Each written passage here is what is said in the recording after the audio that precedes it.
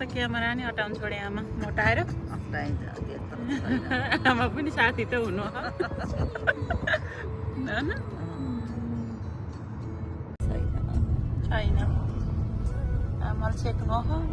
आफै सेक्नु गयो आमा हावाला के त बाटोमा ए त्यही भएर उता घाम उता अनि उता घाम उता हावा हावा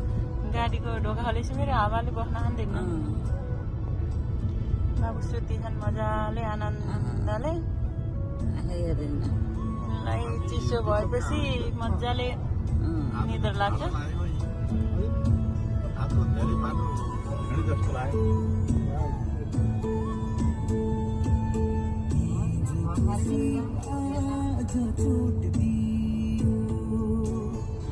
अझै बुवालाई त्यस्तो पहिला गरेका कुराहरू सम्झेको भयो अझै भन्नु के यहाँ रेकर्ड गरौँ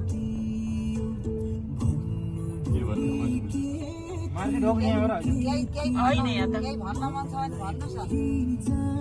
होइन पहिलाको केही त्यस्तो कुराहरू सम्झेको भए भन्नु रेकर्ड गर्छु भने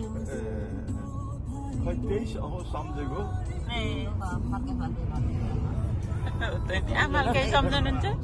मैले त के सम्झाउनु खै केही सम्झाउनु त्यसभन्दा त्यसपछि फेरि कान्छी तेरी देई गइन्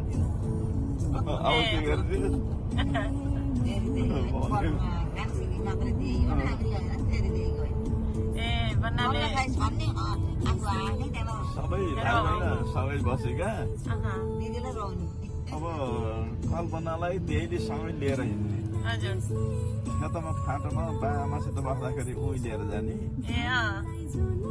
अनि जब बिहान ठेकामा दुध खन्याउने बेला हुन्छ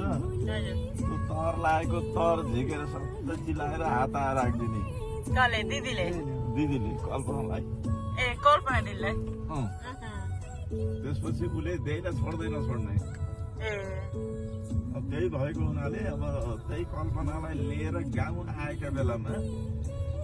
देहीले कल्पनालाई त्यही यिनीहरूसित सबै छोडेर अब पाइखाना गइथिन् त्यही बेलामा हेर कान्छी तेरी देही गइन् बल्ल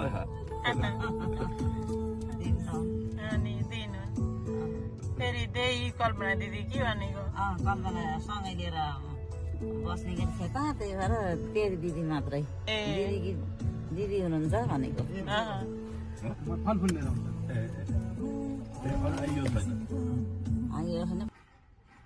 अनि गोविन्द के माथि बस्ने माथि तलतिर बुकुरा तलतिर बस्ने मास्टरको घर बेचेर कान्छा मास्टर गएका हामी तलतिर सरेका माइली आमाको उसमा पुकुरामा अब त्यहाँ स्कुल जान नजिक हो नि र हामी त्यहीँ बस्थ्यौँ अब गोविन्दको धरालो गर्ने ईश्वराले अनि कल्पनालाई देहीले सँगै लिएर हिँड्ने र देहीसित चाहिँ उही फाँटोमा खेतैमा बस्ने त्यस्तो थियो बोकेर ल्याउने कल्पना दिदीलाई ए उसो नि त दिदीले धेरै कल्पना दिदीलाई हुर्काउनु हुन्छ होइन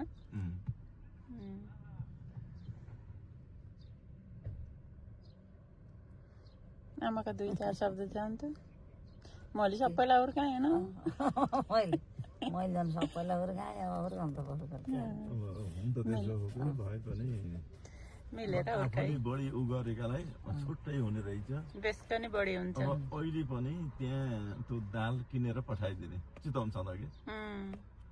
दाल किनेर दाल पठाइदिने उता के पठाउने